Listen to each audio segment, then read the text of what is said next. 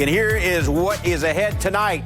What's going on with all of these PED problems in the NBA? The mecca of basketball, Chicago or New York? Sean O'Hara is going to join us. Big things with the college football anniversary of the 150th year of the sport. And the Islanders' win streak is at 10. Their play-by-play man, Brendan Burke, is going to join us coming up. A lot to get to as we say hello to Cam Smith, Julianne Viani, and Alan Hahn. Man, thank God we have the Islanders. Yeah. Here in New York. And I just want to say, can you get an ID so you can get into this building without having to cause chaos here in the middle of a show? Cam's outside. Everybody's running around and let Cam in. Thankfully, I text Alan. He let the lovely Betsy let me in, and I would have been sitting out there for maybe an hour. I'm knocking at the door. I think my knuckles are bruised from so many knocks at the glass door. Come on. Might be time for you. From Chicago, that's why. We won't get to that right now. Man needs to go to the window by the corner three. You know what? Knock on the window. Listen, Betsy, thank you for saving me because I still would have been outside. All right, hot topics here. Never before have we had 3 players in a single NBA season suspended for performance-enhancing drugs. But we had Wilson Chandler, DeAndre Ayton, and just yesterday, John Collins of Atlanta. Always the response is, oh, I didn't know what I was taking. Yeah. But the question is, what's happening here?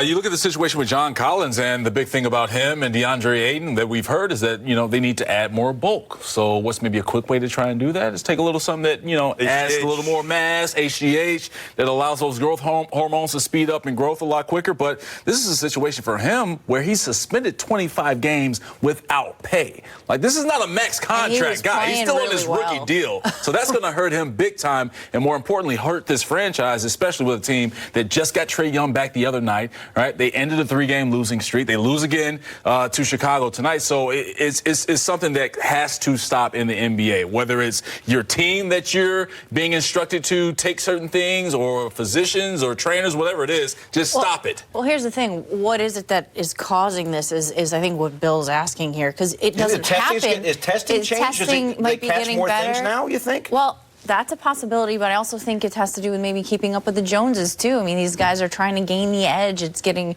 more and more, it's infiltrating the NBA now, but I wouldn't call it infiltration yet, okay? If it starts to get bad and you start to see some of the elite players get nailed for this, I think that's when you start to really worry. You'll never see the elite players get nailed for this, first of all, mainly because, A, they're either smart enough not to take something that has it in it, or they're smart enough to add the masking agent that they get away with, like you see a lot of sports. Which are ahead of. Which a lot of times are always a step ahead. So the guys with the mega bucks, they already well ahead. They're in Germany. The Kobe system. But this is something to be concerned about if you're the league, because we've never had 3 in a season. No, you haven't. And it's really early in a season. But it's still only 3 weeks in. It's still on the player. And I know the excuse is I took something with it was tainted by an unknown substance. No, you went to the store and you bought something, or you had somebody. What was A-Rod's was cousin Yuri, right? Right. Like you had somebody. Yeah. Which, to me, the simplest thing to do, and this is what all leagues tell you to do. Major League Baseball does it, NFL does it, and also the NBA. Before you take anything, all you have to do is check with the team's trainer, check with the league. Hey, I'm going to start taking this. I'm going to take a stack of this, or I want to take this. I want to start doing this in my off-season workouts. It takes a day.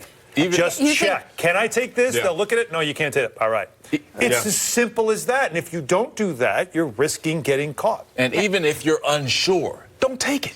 Don't do it. I mean, if you're on the fence, if your trainer's on the fence, just don't do it, because you know at some point you're going to get caught. But to Alan's point there, Lance Armstrong never tested positive, right, until the very end of his career. And like we said, they're behind in catching this stuff. All right, another hot topic. Anthony Davis from Chicago recently said that he thinks Chicago is a basketball mecca, but this is New York.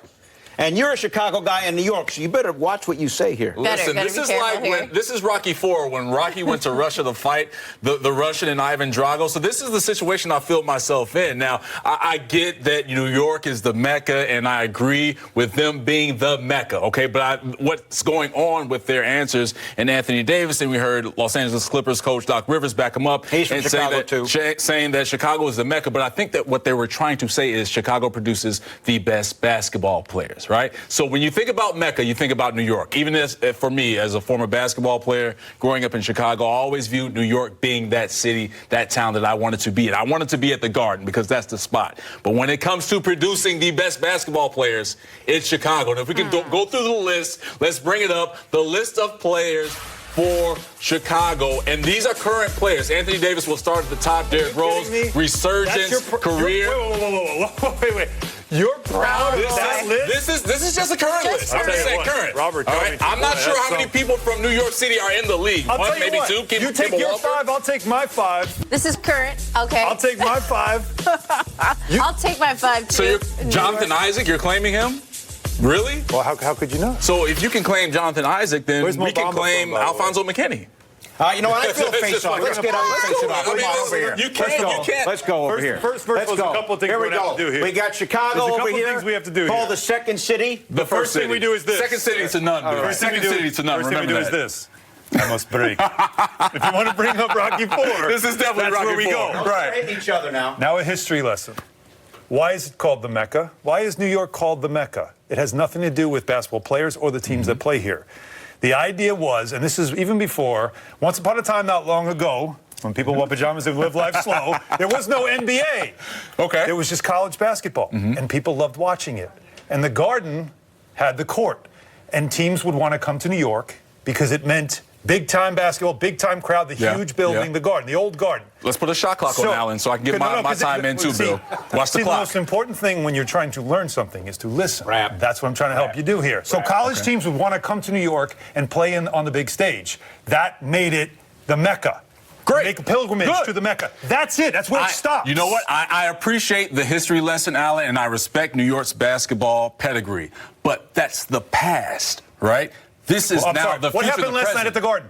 History. The It's all about first the history. game, the first big tournament in college basketball of the season. The Champions Classic. It was done at the Garden. That's good. Because it's the biggest stage in basketball. But if you're talking about the players that come out of a particular city, it is Chicago. How about Kareem Abdul-Jabbar? How about Isaiah Thomas? How about George Mikan? Dwayne Wade? I do want to go down the list. How about Michael Jordan? Where was he born? Come on. Michael Jordan was born in Brooklyn and he lived in Brooklyn for like 3 hours. Done.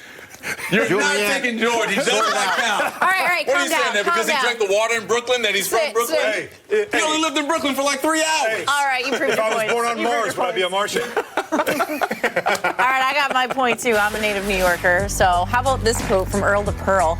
New York has been graced with so many great players. It really starts back in the day with the college game and the playground legends here, both black and white, and then moves on upwards to the pros. Pros did not get into it until the late 1960s, so the Mecca was built on what? That's It's a city game. The Pearl, I respect you. That's awesome. But that was back in the day. But that's part of the Mecca, the history. If you think about the current situation of basketball, New York has not produced any consistent players professionally in the NBA. Well, let's go back to the John Stark dunk of 1993. Okay, how about this one? Wow. Chicago against. This is at the Mecca. Oh, okay, Kim. This is at the Mecca. That's awesome. That's your whole team. That's awesome. This is a simple, and that's a legal scream by Patrick Ewing. He pushed BJ in the back. Cam, how many people can dunk the basketball? Look at the flyby by This Scotty. man gets asked about this 25 years later because it was in the Mecca against Michael Jordan. At the Garden, come on. Who won that series and eventually were the NBA champions that year, and then the year after, and then after, and after? How many pictures does LeBron take on the Chicago Bull logo in the United Center? Oh, that's right, never. But yet he does it at the Garden, calling for King of New York. Why? Like energy. Mecca. That's why. Hey, Situations developing out here tonight. Chicago, we still got it.